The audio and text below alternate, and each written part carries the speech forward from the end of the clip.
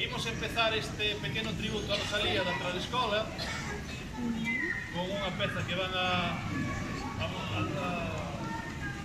soportar as zanfonas do bordón e a cantar a escola de canto tradicional da Tradiscola. Pero antes de comenzar vou ler un manifesto que se está lendo en todos os lugares donde se celebra a Alborada de Rosalía. Vaite noite, vaite fuxín, grande atrevemento é, sin dúbida, que todos os gaiteiros de Galicia saíamos a encrucilladas, ás prazas, ás rúas, neste 24 de febreiro de 2019, como fixamos no 2013.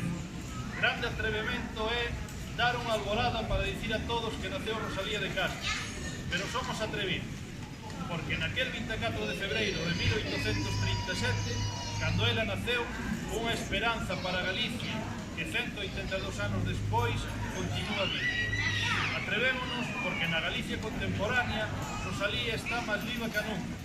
Somos atrevidos, queremos 1000, 100.000 gaiteiros máis por Galicia. Que todos saiban que hoxe a gaita galega non chora, que canta. Que todos saiban da alegría que é lembrar o nacemento de Rosalía. Arriba todas rapaciñas do lugar, arriba toleirona mocidade. Venta Aurora, venta Brito,